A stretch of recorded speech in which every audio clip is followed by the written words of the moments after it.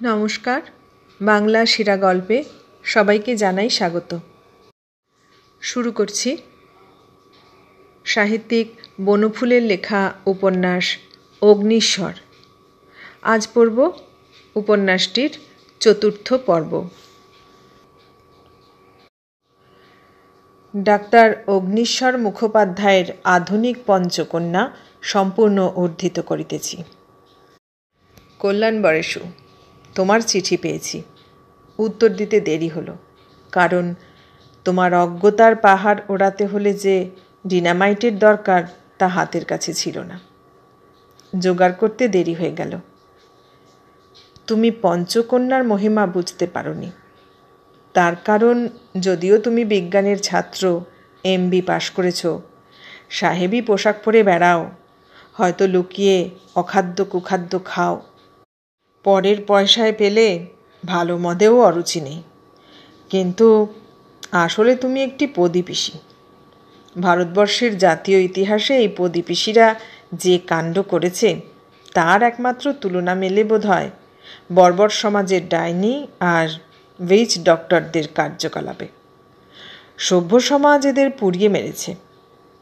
সেই খান্ডব দাহনে জোয়ান অব আর্কের মতো 2-4টে ভালো লোক পুড়ে মরেছে হয়তো, কিন্তু এতে ওদের সমাজ থেকে বন্য বর্বর আগাছাগুলো দূর হয়েছে। ওদের বাড়ির উঠোন এখন তকতকে ঝকঝকে। ওদের সবুজ লন আর ফুলের বাগান দেখলে চোখ জুড়িয়ে যায়। কিন্তু আমাদের দেশে ওই পদীপিসির দল এখনও সশরীরে প্রবল প্রতাপে বর্তমান। এই পদীপিসিরা অসামান্য লোক, অসামান্য তাদের শক্তি। এর প্রমাণ আর্য সংস্কৃতির বিরাট মহামাতঙ্গকে এরা হিন্দু ধর্মের ঘোর শুয়োরে পরিণত করেছে। আর্য সভ্যতার আকাশচুম্বী হর্মের গা বেয়ে উঠেছে উইয়ের মতো, ধসিয়ে দিয়েছে সে হর্মকে। সেই ধ্বংসস্তূপের উপর গজিয়েছে ঘেঁটু, ফণিমনসা, বুনো ওল আর কুটকুটে কচুর বন। আর সেই বনের আড়ালে বাস করছে সেসব শামুক, ব্যাঙ, টিকটিকি, গিরগিটি, ইঁদুর, ছুঁচো, সাপ তক্ষকের দল। তারাই টিকি, তিলক, গেরুয়া গুরুর ভরং করে আলো করছে তোমাদের রক্ষণশীল সনাতন হিন্দু ধর্মের চণ্ডীমণ্ডপগুলো। আগে এই চণ্ডীমণ্ডপগুলো গ্রামে গ্রামে থাকতো, এখন তারা শহরেও এসেছে। ইউনিভার্সিটিতে, সাহিত্য সভায়, রাজনীতির আসরে, খবরের কাগজের পাতায় পাতায় এদের খুব দরদবা আজকাল। তোমরা এদের বক্তৃতা শুনে গদগদ।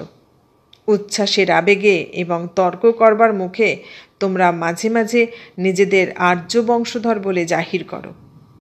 কিন্তু আর্যরা কি ছিল আর তোমরা কি হয়েছ তার তুলনা করে দেখেছ কখনো?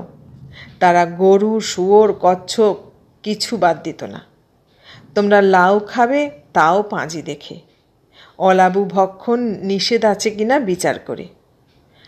তাদের আকাঙ্ক্ষা ছিল শত শরৎ বাঁচব, বীরের মতো বাঁচব। বেগবতী প্রস্তরাকীর্ণ নদীর সামনে পড়লে সাঁতরে পার হব, পৃথিবীকে ভোগ করব, মৃত্যু এলে তাকে বীরের মতো বরণ করব। কিন্তু তোমরা দিন রাত কাঁদুনি গাইছ, লোহারি বাঁধনে বেঁধেছ সংসার, দাসখত লিখে নিয়েছ হায়। তোমরা গাইছ, এ সংসার কারাগারে আর কতদিন আমারে এমন করে বেঁধে রাখবি মা তারা। কিন্তু মা তারা যেই সদয় হয়ে মুক্তির ব্যবস্থা করলেন, অমনি বাবারে মা রে বলে মুক্তকচ্ছ হয়ে দে দৌড়। সিন্নি মেনে মাদুলি বেঁধে ঠাকুরের দৌড় ধরে শান্তি সস্তায়ন করিয়ে বাঁচবার জন্যে হাস্যকর সে কি করুণ প্রয়াস। তোমরা ভালো করে বাঁচতেও জানো না, মরতেও জানো না। তোমরা পেট ভরে খেয়েছ কখনো? প্রাণ ভরে কোনো মেঘের সঙ্গে প্রেম করেছ? প্রাণ ভরে ভালোবাসতে পেরেছ কাউকে? প্রাণ ভরে ঘৃণা করতে পেরেছ? কিছুই পারোনি। অপরে যখন ভোগ করে তখন তোমরা আর নয়নে চেয়ে দেখো আর আবডালে মুখ ঢোকাও, আর মুখে বলো, হরি হে সবই মায়া। নারী তো তোমাদের কাছে নরকের দ্বার।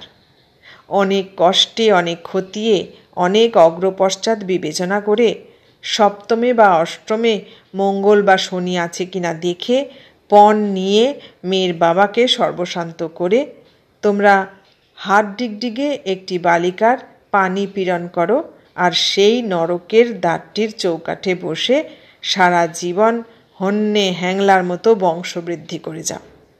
আর ক্রমাগত খবরদারি করতে থাকো, ওই নরকের দ্বারে এসে আর কেউ উঁকি দিচ্ছে না তো। উঁকি দিলেই সর্বনাশ।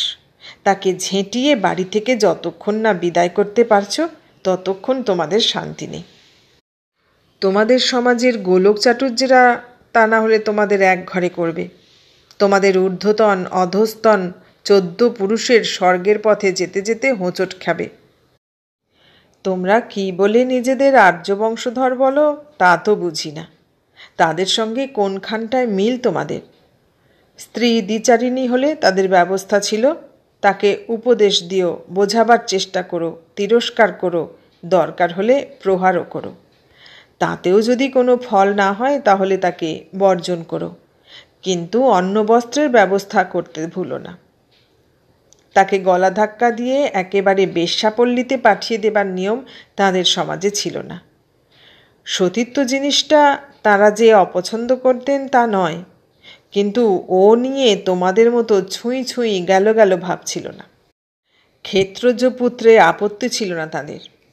এমনকি দরকার হলে বিধবার গর্ভেও তাঁরা পরপুরুষকে দিয়ে পুত্র উৎপাদন করিয়ে নিতেন। তাতে যে বিধবার ব্রহ্মচর্য নষ্ট হতে পারে এ কথা তাঁরা মানতেন না। তোমরা এঁটো পাতে বসে মাছি তাড়িয়ে তাড়িয়ে ভাত খাও। অপরের ব্যবহার করা পায়খানা বা গামছা তোয়ালে ব্যবহার করতে তোমাদের আপত্তি নেই। সিফিলিস গনোরিয়াগ্রস্ত বেশ্যাদের সহবাসেও তোমরা আনন্দ পাও, কিন্তু স্ত্রীর যদি একবার পা ফসকেছে অমনি সর্বনাশ। অমনি তোমাদের চণ্ডী অশুদ্ধ হয়ে যায়, কুলে কালি পড়ে, পূর্বপুরুষরা নরকস্থ হন। তোমাদের আর্যত্ব কোথায়? তাদের নকলে তোমাদের বিয়ে পৈতেটা হয় বলছো, কিন্তু কি হাস্যকর কাণ্ডটা হয় তা ভেবে দেখেছ কখনো? আর্যদের ব্রহ্মচর্যাশ্রম জীবনের প্রথম আশ্রম, যে সময়ে ছাত্ররা গুরুগৃহে বাস করে নিজেদের চরিত্র গঠন করত। তোমরা সেটা সেরে দাও ন্যাড়া মাথা ছেলেটাকে একটা গুদম ঘরে 3 দিন বন্ধ করে রেখে। 3 দিন সে শূদ্রের মুখ দেখবে না। তারপর বছরখানেক খেতে বসে বোবার অভিনয় করবে। গায়ত্রীর মানে সে বুঝবে না, কেবল আউড়ে যাবে। এই হলো তোমাদের উপনয়ন। পৈতেতে পরে চাবি বাঁধা থাকবে। আর বিয়ের সময় তোমাদের স্ত্রী আচারটা বড়, না বরযাত্রী কন্যাযাত্রীর ভোজটা বড়, না একটা মূর্খ পুরুতের সামনে বসে নামতা ঘষার মতো কতকগুলো অশুদ্ধ উচ্চারণের মন্ত্র আওড়ানোটা বড়, তা আজও বুঝিনি। দিনের বেলা কতকগুলো ভিজে কাঠ জেলে চতুর্দিকে একটা ধূম্রলোক সৃষ্টি করে তোমাদের কুশণ্ডিকা হয়। পুরোহিত যখন বলেন, ওই দেখো সপ্তর্ষি উঠেছে, ওই দেখো বশিষ্ঠের পাশে অরুন্ধতী, তখন তোমরা দেখো রঙিন কাপড় পরা কতকগুলো মেয়ে মুখ টিপে টিপে হাসছে, কিংবা যদি ঘাড় তুলে আকাশের দিকে চাইতে যাও দেখতে পাও ঘরের কোণে অরুন্ধতী নয়, একটি মাকড়সা জাল পেতে বসে আছে। তোমরা বিয়ের সময় শুধু যে পণ নাও তা নয়, প্রজাপতি আর ব্রহ্মার ছাপ দেওয়া কতকগুলো নিমন্ত্রণপত্রও ছাপো, আর চেনা অল্প চেনা অচেনা সবার নামে সেগুলো পাঠাও বুক পোস্ট করে। উদ্দেশ্য যদি কিছু লৌকিকতা পাওয়া যায়। অনেকে যদিও নিচে ছেপে দেন, লৌকিকতার পরিবর্তে আশীর্বাদ প্রার্থনীয়, কিন্তু সত্যি সত্যি কেউ যদি সে প্রার্থনার মর্যাদা রেখে লৌকিকতা না পাঠিয়ে আশীর্বাদ জানায়, তাহলেই মনোমালিন্য হয়ে যায় তার সঙ্গে। এই তোমাদের বিয়ে। এর সঙ্গে আর্য বিবাহের কোনো মিল নেই। আর্যদের সঙ্গে কোনো খানটায় তোমাদের মিল নেই। হয়তো আর্য সভ্যতা একদিন বাংলাদেশের আদিবাসী পক্ষী জাতি বা বগৎ জাতিকে জয় করে তাদের আর্যত্বের ছাঁচে ঢালবার চেষ্টা করেছিল। কিছু লোক হয়তো আর্য ধর্ম আর্য সভ্যতা বরণও করেছিল।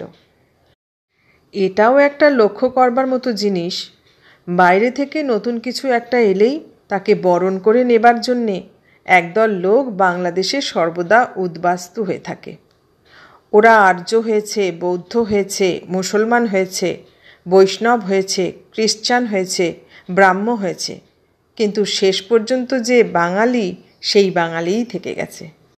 ওদের মধ্যে আদ্যিকেলে সেই প্রদীপিসি আছে যে, সে তার জারক রসে সব্বাইকে মোরব্বা বানিয়ে ফেলেছে। ওই প্রদীপিসির সাংঘাতিক শক্তি। শঙ্করাচার্যের মতো বৈদান্তিকও ওর পাল্লায় পড়ে প্রভুমিশ মনীষ আউড়েছে, ছন্দের জলতরঙ্গ বাজিয়ে গঙ্গার মহিমা কীর্তন করেছে। খ্রিস্টান অ্যান্টনি কবিয়াল হয়েছে, মুসলমান রাধাকৃষ্ণের গান গেয়েছে, বৈষ্ণবের ধর্ম ন্যাড়ানেড়ির ধর্ম হয়েছে। নিরাকারবাদী ব্রাহ্মদের বাড়ির অনেক মেয়েরা দুর্গাপূজার মণ্ডপে ভিড় করেছে শাড়ি গয়না খোঁপার বাহার দেখিয়ে, ঠাকুরকে প্রণাম করেছে, মানত করেছে, সিন্নি মেনেছে। তবে এইখানে তোমার একটা ভুল ভেঙে দেওয়া উচিত। আমার এই লম্বা বক্তৃতা শুনে তুমি যেন ভেবো না যে আমি খুব একটা আর্য ভক্ত। মোটেই তা নয়। আমি Bangali, and I am proud of it. তোমার চিঠিতে আর্য শব্দটা অনেকবার ছিল বলে এই বক্তৃতাটা দিলুম। আর্যদের চেয়ে আমাদের নিকটতর সম্পর্ক নিগ্রেট, অস্ট্রিক আর দ্রাবিড়দের সঙ্গে। আমি আর্যদের মহিমা প্রত্যক্ষ করেছি বই পড়ে, মুগ্ধ হয়েছি তাদের বলিষ্ঠ চরিত্রে, তাদের মানবতার প্রবল প্রকাশে। তারা দেবতা নয়, তারা ভোগী বীর। তারা তাদের দেবতাদেরও নিজের ছাঁচে ফেলে তৈরি করেছিল। তাদের দেবতা অব্রণং অস্নাবিয়ং, ব্রহ্ম নয়। তাদের দেবতা তাদেরই মতো শক্তিমান, তাদেরই মতো খোসামোদে তুষ্ট, অপমানে রুষ্ট, তাদেরই মতো কামুক এবং ভোগী। অগ্নি, ইন্দ্র, বরুণ, সোম এদের কাহিনী কেচ্ছার মতো মনে হয় ভদ্র সমাজে, কিন্তু এদের বলিষ্ঠতায় আমি মুগ্ধ। গ্রিকদের সঙ্গে অনেক মিল আছে এদের। গ্রিক সভ্যতাও মুগ্ধ করেছে আমাকে। ইজিপ্টের অনেক জিনিসও খুব ভালো লেগেছে, চীনেদেরও। কিন্তু আমার যা ভালো লাগে তা আমি হতে পারি না, অনেক সময় হতে চাইও না। যুগপৎ আর্য, গ্রিক, মিশরী এবং চীনে হওয়া আমার পক্ষে সম্ভব নয়। কোনান ডয়েলের শার্লক হোমসকেও খুব ভালো লেগেছে বলে কি শার্লক হোমস হতে পারি? পারি না, হতে চাইও না। আমি অতি বিশুদ্ধ জিনিস খুব পছন্দ করি না। তোমাদের মরাল কোডের অতি বিশুদ্ধতা থেকে শতহস্ত দূরে থাকতে চাই। একটা গল্প মনে পড়ল। বিহারে যখন ছিলুম তখন এক ভোজপুরি ভদ্রলোকের ছেলের বিয়েতে নিমন্ত্রণ খেতে গিয়েছিলাম। জমিদার লোক তিনি। অত্যন্ত আগ্রহ সহকারে করজোরে প্রত্যুৎগমন করে আমাকে এনে বসালেন। ভদ্রলোকের শুধু গা, গলায় হলদে রঙের পৈতে, পায়ে খড়ম, কপালের মাঝখানে দুই বাহুর উপর চন্দনের ডোরা কাটা। আমি যতক্ষণ না বসলুম ততক্ষণ তিনি দাঁড়িয়ে রইলেন। এরকম নির্ভেজাল ভদ্রতা ভালো লাগা উচিত, কিন্তু আমার কেমন যেন অস্বস্তি হতে লাগলো। এর চেয়ে আমাদের বাঙালি ভদ্রতা অনেক নিচু স্তরের। বাড়ির মালিক হয়তো মুচকি হেসে বারান্দাতেই দাঁড়িয়ে রইলেন, বড়জোর বললেন আসুন, কিংবা কেউ যদি উচ্ছ্বসিত হন বলবেন আরে আরে আসুন, আজকের কাগজটা দেখেছেন, চা বাগানে কি কাণ্ড। এই ভালো লাগে। কিন্তু তারপর তাঁরা যখন খেতে দিলেন আমাকে, তখন তো আমার চক্ষু স্থির। ব্রাউন রঙের মোটা মোটা লুচি, তার সঙ্গে দাগড়া দাগড়া করে কাটা কুমড়োর তরকারি, কাঁচকলার তরকারি, উচ্ছের তরকারি, প্রত্যেকটি আলাদা আলাদা। এক তরকারির সঙ্গে আর এক তরকারি মেশায় না ওরা। তারপর 2-3 রকমের আচার, তারপর ছালি সমেত ধোঁয়া গন্ধ একদানা দই, তার উপর লালচে রঙের দেশি চিনি। একটু পরে টেনিস বলের সাইজের হলদে রঙের লাড্ডুও এলো 8 ডজন। এরা যেন আমার দিকে চেয়ে নীরবে চ্যালেঞ্জ করতে লাগলো, চলে আয়, দেখি তোর মুরদ। খাওয়া ব্যাপারে আমার মুরদ চিরকালই কম। আমি টুকিটাকি খেয়ে থাকতেই ভালোবাসি। নিমন্ত্রণ বাড়িতে প্রায় বাঁ দিকটা খাই না, ডান দিকের তরকারিগুলো খাই। ভোজপুরি ভদ্রলোকের ভয়ানক আয়োজন দেখে থ হয়ে বসে রইলুম। ভদ্রলোকের ভাইপো কলকাতার কলেজে পড়েন, বাংলাও বলেন। তিনি আমাকে বললেন, আপনি খাচ্ছেন না কেন ডাক্তারবাবু? সবই ঘরের জিনিস, একেবারে বিশুদ্ধ। আমাদের জমিতে যে গম হয় তাই ঘরে জাঁতায় পিষিয়ে আমরা আটা করি। তরিতরকারি সবজি সব আমাদের বাগানের। ঘি, দুধ, দই সব ঘরে। 25টি মোষ আছে আমাদের। লাড্ডুও ঘরে বানিয়েছি আমরা, খেয়ে দেখুন। করুণ কণ্ঠে বললুম, আমি পারবো না। পারবেন না কেন? সত্যি সত্যি অবাক হয়ে গেল ছোকরা। তখন তাকে খুলে বলতে হলো। বললাম, আমি যে বাঙালি, বিশুদ্ধ জিনিস বরদাস্ত করতে পারি না। ভেজাল ঘিয়ে ভাজা ভেজাল কলের ময়দায় ধবধবে সাদা ফুরফুরে লুচি আমাদের পছন্দ। কলকাতার দোকানে দোকানে মাটির ভাঁড়ে করে যে দই বিক্রি হয় তাতে আসল মাল কিছু নেই, কিন্তু তাই খেয়েই আমরা মুগ্ধ। খাঁটি জিনিস আমাদের ধাতে সয় না, পেটেও সয় না। আর্য সভ্যতার বিশুদ্ধ বলিষ্ঠতাও আমার সহ্য হয় না। বই পড়ে নকল আর্য হবার বাসনা আমার নেই। ভীম ভীষ্মকে বাহবা দিতে পারি, কিন্তু আমি একটা ভীম হয়ে দুঃশাসনের রক্তপান করছি বা ভীষ্ম হয়ে অম্বালিকা হরণ করছি, একথা কল্পনা করলেও গায়ে জ্বর আসে। না, আমি খাঁটি বাঙালিই থাকতে চাই। গায়ে আদ্যির পাঞ্জাবি, পরনে শান্তিপুরের ধুতি, পায়ে পামসু, এর চেয়ে জবরজং পোশাক পছন্দ করি না। কোনো শিরস্ত্রাণও নয়, তা সে গান্ধী ক্যাপই হোক বা মারোয়ারি গোল টুপিই হোক। শিরভূষণ নিয়ে বাঙালিরা অনেক এক্সপেরিমেন্ট করেছে। রামমোহন বঙ্কিমের ছবিতেও টুপি দেখতে পাই। কিন্তু বাংলাদেশের সেরা মানুষ বিদ্যাসাগরের মাথায় টুপি নেই। শুনেছি অমৃতলাল বসু নাকি বলেছিলেন, we do not want to load our head with anything but intelligence. কথাটা শুনতে ভালো, কিন্তু আমি বলি, আমরা আমাদের মাথা আর আকাশের মাঝখানে কোনো পার্টিশন দিতে রাজি নই। খোলা হাওয়ায় আমাদের মাথা, আমাদের প্রতিভা, আমাদের মনের সবুজ শোভা সুস্থ থাকে। বন্ধ হাওয়ায় মারা যাই আমরা। কোনো রকম ইজমের খোঁয়ালে ঢুকলেই আমাদের মৃত্যু, তা সে ধর্মের ইজমই হোক বা রাজনীতির ইজমই হোক। অনেকবার এরকম মরেছি আমরা। আবার কী মন্ত্র বলে জানি না, বেঁচেও উঠেছি অনেকবার। সে মন্ত্রটা কি জানো? বিদ্রোহের মন্ত্র। কারো ভাঁওতায় পড়ে কিছুক্ষণ একটা আড়গড়ায় ঢুকে যখন আমরা হাঁপিয়ে উঠি, তখন আর দিকবিদিক জ্ঞান থাকে না। সেখান থেকে লাফিয়ে বেরিয়ে আসতে চাই মরিয়া হয়ে। ফ্রাইং প্যান থেকে লাফিয়ে হয়তো ফায়ারে পড়ে ভস্মীভূত হয়ে যায় অনেকে, তবু লাফাতে ছাড়ি না।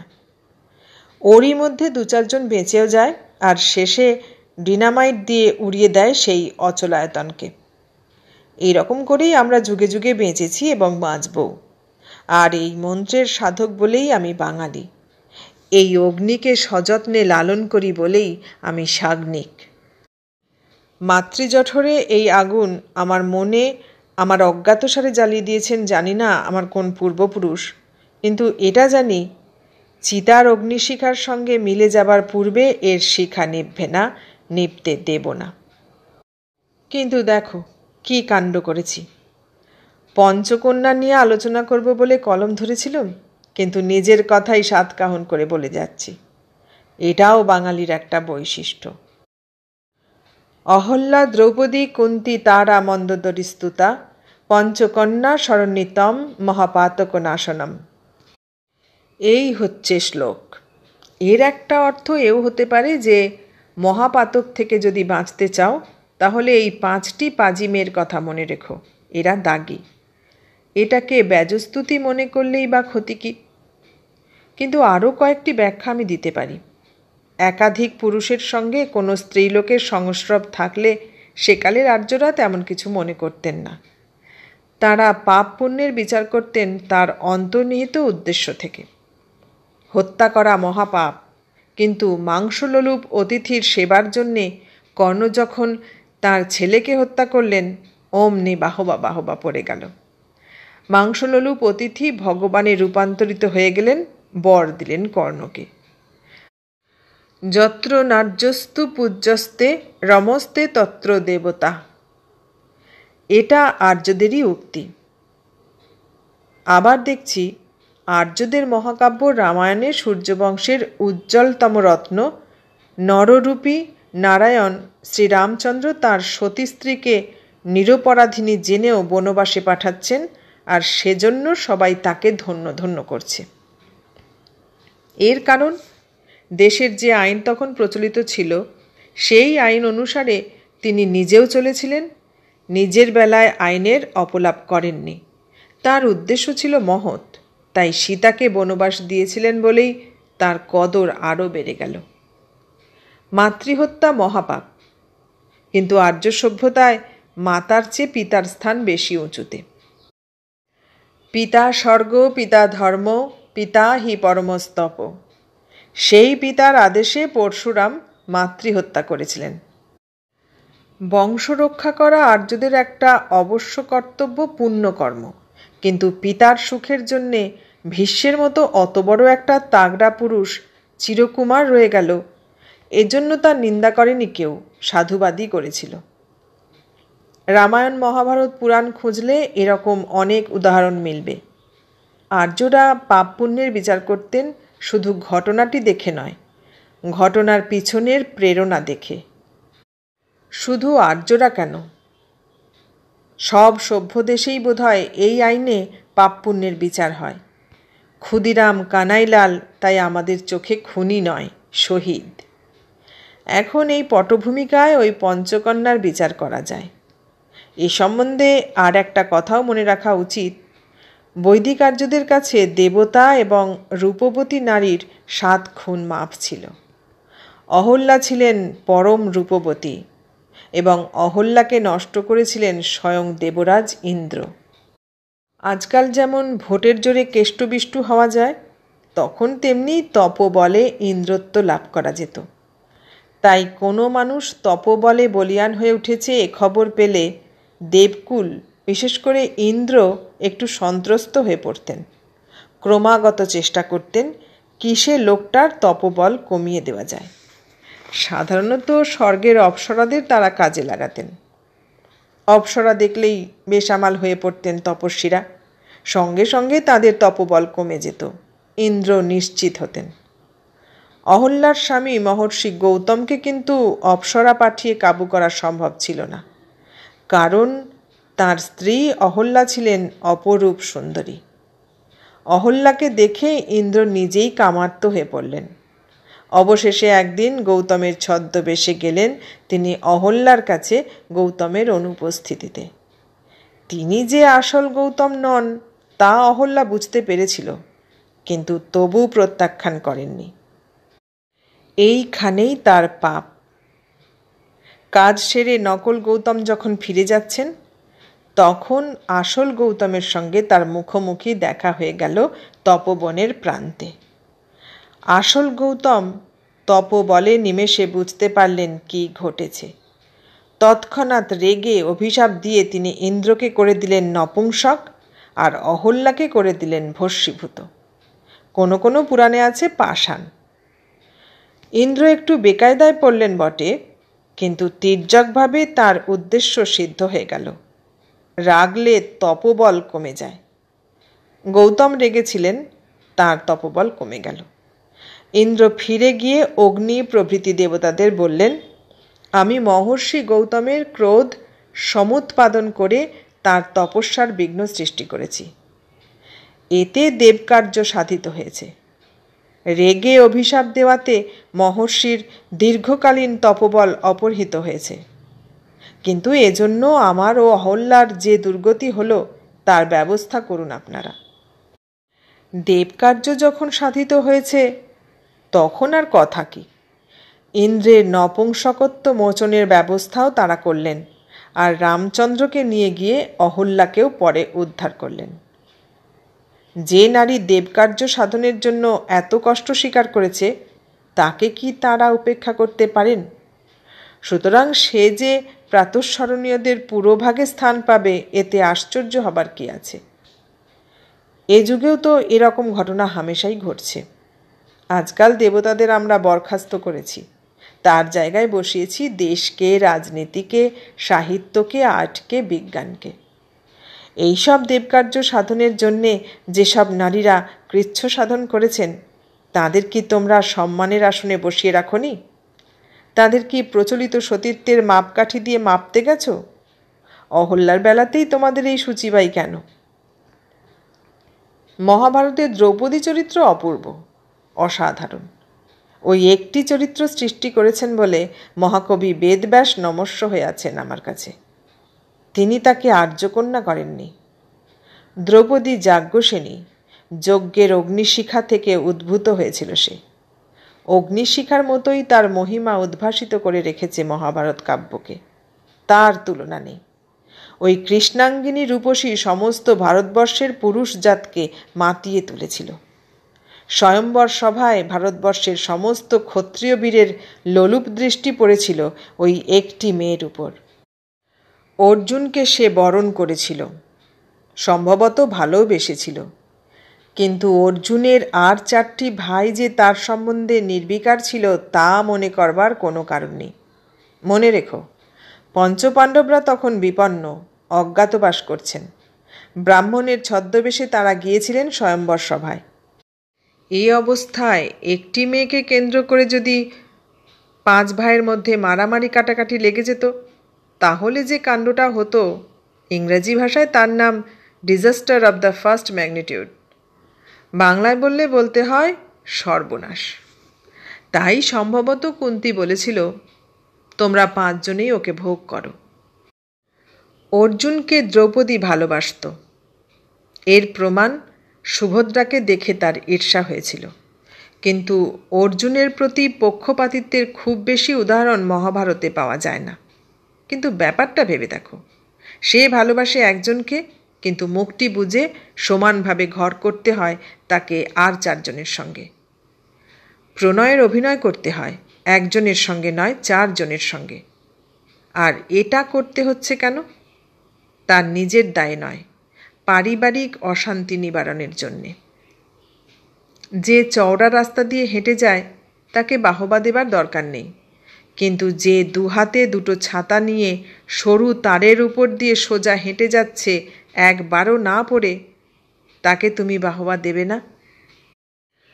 কৌরব সভায় দুর্যোধন দুঃশাসনরা যখন তাকে উলঙ্গিনী করবার চেষ্টা করছিল, তখন ভ্রাতৃভক্ত স্বামীদের প্রতি তার উক্তি, আলুলায়িত কুন্তলা থেকে দুঃশাসন বধে ভীমকে উত্তেজিত করা, কৃষ্ণ কুরুপাণ্ডবদের মধ্যে যখন সন্ধির প্রস্তাব করছিলেন তখন তার তেজোদৃপ্ত প্রত্যাখ্যান, এসব বাদ দিয়েও সে প্রাতঃস্মরণীয়া। কারণ একা মেয়ে মানুষ হয়ে 5টা বড় বড় ওয়েলার হর্স জুতে সে বগি হাঁকিয়ে গেছে সবেগে এবং সগৌরবে, একটাও অ্যাক্সিডেন্ট না করে। একে তুমি বাহাদুরি দেবে না? স্মরণ করবে না? কুন্তীর সবচেয়ে বড় বাহাদুরি, সে দুর্বাসার মতো দুর্ধর্ষ শঙ্খচূড়কে বশ করতে পেরেছিল। গল্পটা আশা করি জানো। কুন্তীর বাবার নাম সুরসেন। তিনি তার প্রথম সন্তান কুন্তীকে, তখন তার নাম ছিল পৃথা, তার পিস্তুত ভাই কুন্তীভোজকে দিয়ে দিয়েছিলেন পূর্ব প্রতিজ্ঞা অনুসারে। কুন্তীভোজের বাড়িতে মানুষ বলেই ওর নাম কুন্তী। এই কুন্তীভোজের বাড়িতে মহর্ষি দুর্বাসা একদিন এসে আতিথ্য গ্রহণ করেন। কুন্তী তখন তাঁর সেবা করেছিল। যে মহর্ষি শকুন্তলার জীবনকে মরুভূমি করে দিয়েছিলেন, যার রকচটা স্বভাবের কাহিনী ত্রিভুবন বিদিত, যার পান থেকে সামান্য চুন খসলেই সর্বনাশ, সেই লাইভ ইলেকট্রিক ওয়্যার মহর্ষিকে সন্তুষ্ট করতে পেরেছিল ওই কিশোরী কুন্তী। এইটাই তো আমার মনে হয় ওর প্রধান কৃতিত্ব। আর এরই জোরে ও ওর জীবনের পরবর্তী সমস্যাগুলো, ইংরেজিতে যাকে বলে ক্রাইসিস, সমাধান করতে পেরেছে। সন্তুষ্ট হয়ে মহর্ষি ওকে বর দিলেন, বৎস, আমি তোমার সেবায় সন্তুষ্ট হয়ে তোমাকে এক মহামন্ত্র শিখিয়ে দিচ্ছি। এই মন্ত্র পাঠ করে তুমি যে দেবতাকে আহ্বান করবে তিনিই তৎক্ষণাৎ এসে হাজির হবেন এবং তোমার গর্ভে এক পুত্র উৎপাদন করবেন। মহাভারতকার লিখেছেন, কুন্তী প্রথমে ব্যাপারটা ভালো বুঝতে পারেনি, কিন্তু কৌতূহলের বশে মন্ত্রপাঠ করে সূর্যকে আহ্বান করতেই সূর্যদেব সশরীরে এসে হাজির হলেন। সূর্যকে দেখে ভীত হয়ে পড়ল কুন্তী। হাত জোর করে বলল, আমাকে ক্ষমা করুন। মহর্ষি দুর্বাসা আমাকে বর দিয়ে এই মন্ত্র শিখিয়ে দিয়েছেন।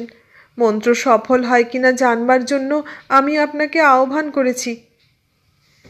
এরপর সূর্য যা করেছিলেন তা তোমরা সবাই জানো। কর্ণের জন্ম হলো।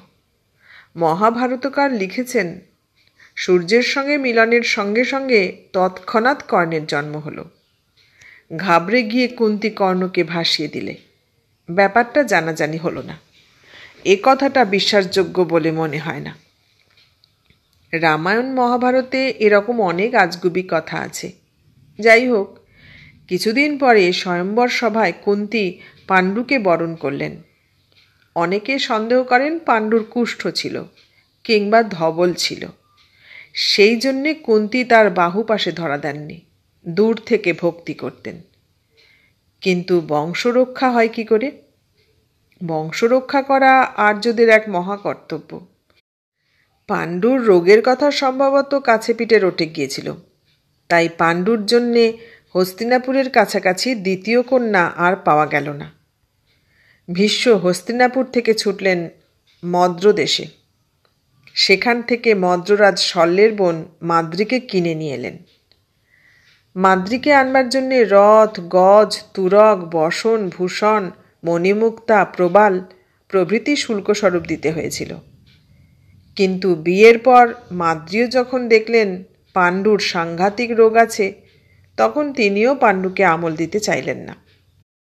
এ সম্বন্ধে মহাভারতে একটা গল্প লেখা আছে। পাণ্ডু মৈথুনরত এক মৃগ দম্পতিকে নাকি স্বরাঘাতে মেরে ফেলেছিলেন। সে মৃগ দম্পতি কিন্তু আসলে ছিল ঋষি দম্পতি। তাদেরই অভিশাপে পাণ্ডু নাকি স্ত্রী সঙ্গ বঞ্চিত হয়েছিলেন। কিন্তু আমার মনে হয় এটা শুধু আজগুবি নয়, অসম্ভব। আসলে পাণ্ডু রোগগ্রস্তই ছিলেন। কারণ যাই হোক, সমস্যা দাঁড়ালো বংশরক্ষা হবে কি করে। পুত্রার্থে ক্রিয়তে ভার্যা, পুত্রপিণ্ড প্রয়োজনম। দুটো ভার্যা মজুদ, অথচ পুত্র হবার সম্ভাবনা নেই। তখন ওই কুন্তীই সমস্যার সমাধান করে দিলে। স্বামীকে খুলে বললে সব কথা। পাণ্ডু রাজি হয়ে গেলেন। দুর্বাসা দত্ত মন্ত্রের জোরে কুন্তী তখন একে একে ধর্মকে, বায়ুকে এবং ইন্দ্রকে আহ্বান করে যুধিষ্ঠির, ভীম আর অর্জুনকে সৃষ্টি করলেন। মাদ্রীকেও বঞ্চিত করেননি তিনি। তার অনুরোধে অশ্বিনী কুমাররা এসে মাদ্রীর গর্ভেও নকুল সহদেবের জন্মদান করে গেলেন। একটা মেয়ের পক্ষে এটা যে কত বড় কীর্তি, ইংরেজিতে যাকে বলে অ্যাচিভমেন্ট, তা কি ভেবে দেখেছ কখনো? শুধু যে সে সমস্যার সমুদ্র পার হয়ে গেল তা নয়, একেবারে এরোপ্লেনে চড়ে বোঁ করে পার হয়ে গেল। বংশরক্ষার জন্য ক্ষেত্রজ পুত্রের ব্যবস্থা তো অনেকেই করে, কিন্তু তার জন্যে ধর্ম, বায়ু, ইন্দ্রকে কাজে লাগাতে পারে কজন? আর সবচেয়ে আশ্চর্যের কথা, অমন সব হোমরা চোমরা দিব্যকান্তি দেবতাদের ঘনিষ্ঠতম সান্নিধ্যে এসেও তাদের প্রতি এতটুকু আসক্তি হয়নি কুন্তীর। তাদের ব্যবহার করেছে যন্ত্রের মতো। পাণ্ডুর প্রতি কর্তব্য থেকে এক চুল সে নড়েনি। এ মেয়েকে প্রাতঃস্মরণীয় বলবে না তো আর কাকে বলবে?